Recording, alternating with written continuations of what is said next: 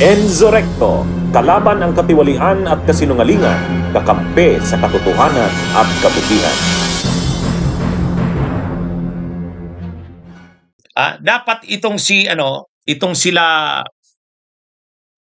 sila Martires, sila Media Aldia, dapat makasuhan ng mga ito. Kasi ang linaw-linaw mga kabunyog, sila ang may kagagawan ng kay Karandang. Grabe yung ginawa nila kay Karandang. Kaya itong tatlong ito, si Duterte, si Media Aldia, si Martires, dapat makasuhan ito. Makasuhan ito sa ginawa nila kay Karandang, mga kabunyog, mga kababayan. Tingnan nyo ang sequences o yung pagkakasunod-sunod ng mga pangyayari. In-interview si Karandang September 17, 2017 ng media. O ngayon, nang in-interview si Karandang ng media, mga kabunyog, ng ABS-CBN, sinabi ni Karandang na totoo naman na mayroon talagang mga ebidensya, sabi niya. So sabi ni Karandang, mayroon naman talagang ebidensya si Trillanes. Ito 'yon, sabi niya. Yung billions kasi baka add-in na nila itong lahat ng transactions kasi 20 million, 20 million, 20 million, 16 million. Pag inad mo siguro yan, aabot ng billion. Ang dami. 40 million, 40 million, several 40 million, 200 million kaagad. Yung iba 50 million. Ang dami. Itong interviewing ito kay Karandang noong September 17, 2017, ito yung pinag-initan ni Duterte. Galit na galit si Duterte. Kaya ang ginawa talaga ni Media Aldia, ginawa ng paraan na masibak si Karandang. Kaya ang ginawa ng mga tao ni Duterte, mga kabunyog, una, syempre ang mga tao ni Duterte, yung mga maiingay ngayon ng mga DDS. Si Attorney Luna, di ba yung Attorney Luna, October 3, 2017, nag-file siya ng administrative complaint laban kay Karandang. Siyempre, utos ni Duterte yan. October 15, 2018, ito namang si Glenn Chong sa si Paras, yung Attorney Paras ngayon, si Jing Paras, nag-file din ng administrative complaint na naman laban kay Karandang. So ibig sabihin, talagang pinagalaw ni Duterte lahat ng mga galamay. May mga private na mga persons na nag-file ng administrative complaint kay Karandang. Ito na si Attorney Luna noong October 3, 2017, August 15, 2018, sila Attorney Paras, Attorney Glenn Chong. Talagang gumalaw yung galamay ni Duterte.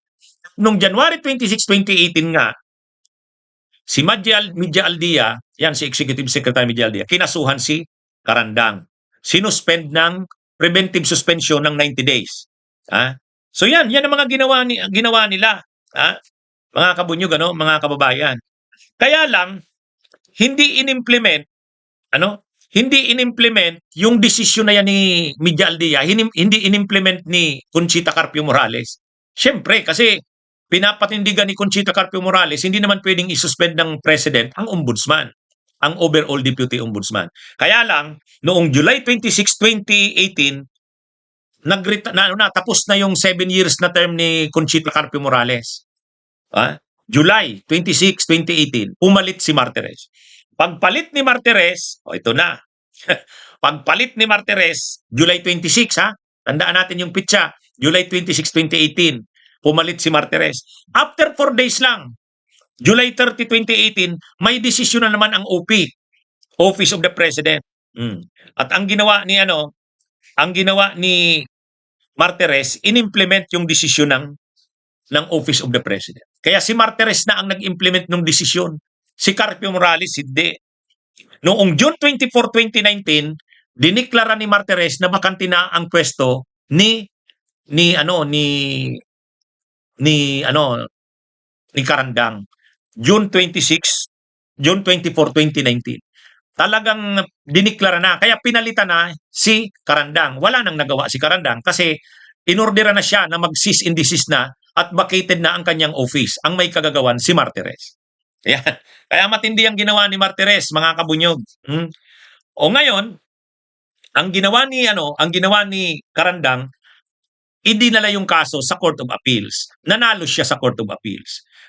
Nag-appeal naman itong kampo nila Duterte, pero pagdating na nga sa Korte Suprema, ito na ngayon yung desisyon. Ito nang nabalita na ngayon. Binalita na ngayon ang na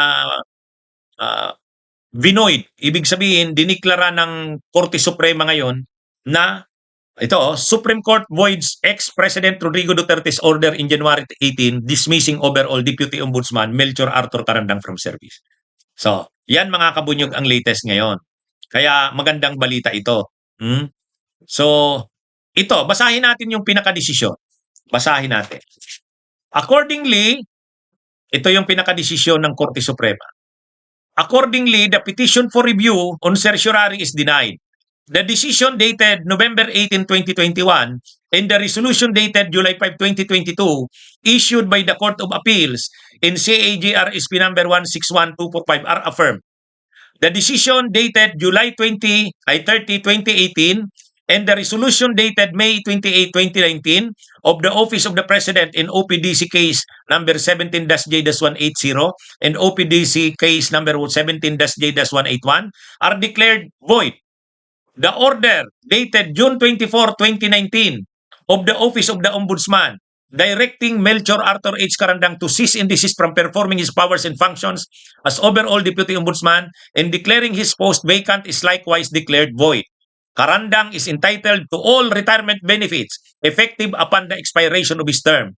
He is likewise entitled to receive the salaries corresponding to the period of his preventive suspension and dismissal, but only up to the end of his term. So yan mga kabunyog ha. So napakaganda ng desisyon para kay Carandang. Ito yung decision, ito yung caption no, mga kabunyog. Republic of the Philippines Supreme Court Manila 3rd Division, Office of the President, Petitioner versus Melchor Arthur H. Carandang, Respondent. Ayan. So ito na yung decision ngayon no. Decision. So nakalagay, tingnan nyo, promulgated January 29, 2026. Kaya lang, ngayong araw lang in-announce. So mga kabunyog, muli, natutuwa tayo na sa huli, na naig ang hustisya, nabigyan ng katarungan si overall Deputy Ombudsman na Melchor Carandang at nabindicate si dating Senador Sonny Trillanes. At sana, itong sila Duterte, mga kabunyog, ay makasuhan ito. Itong sila Martires. Grabe ang ginawa talaga nito ni Martires, mga kabunyog, mga kababayan. Kung hindi napalitan si Conchita Carpio Morales, hindi naman matatanggal si Carandang. Kasi ayaw i-implement ni Conchita Carpio Morales yung order ng Office of the President. Ayaw ni Conchita. Kaya lang nang pumalit ito, si Martires noong 2018, in-implement niya. In-implement niya. Kaya malaki talaga ang pananagutan nito ni mga kabunyog. Malaki ang pananagutan nito ni Martires. Minsan pa napatunayan na grabe ang pang-aabuso sa poder nito nila Duterte, nila Media Aldia, nila Martires, mga kabunyog. Salamat at nanalo sa kaso si Carandang. Actually nung isang araw, nag-live na ako niyan eh. Sabi ko, wag niyong kalilimutan. Huwag niyong kalilimutan ng mga kabunyog. Huwag niyong kalilimutan. Hindi lang si dating Senador Sonny Trillanes ang nagsakripisyo sa paglaban sa mga unexplained wealth ng mga Duterte. Tinanggal ni Duterte si Carandang. Hindi pa nabigyan ng mga benefits. Hindi ko na alam. Sabi ko kung ano ang status. Pero dapat siya mabigyan ng katarungan. Tapos ngayon biglang naglabas ng desisyon ng Korte Suprema. Mga kabunyog, Napansin ko na kasi yan. Napansin ko yan na parang nakakalimutan si Carandang eh. At least ngayon, lumabas na yung desisyon. Medyo magandang balita ito, mga kabunyog, mga kababayan. Bunyog, bunyog, halikan na kasama ka. Bunyog, kapag buklod ay may pag-asa. Luzon, Visayas, Mindanao, isa ang pananaw. Sa bagong Pilipinas ang bunyog isisigaw. Bunyog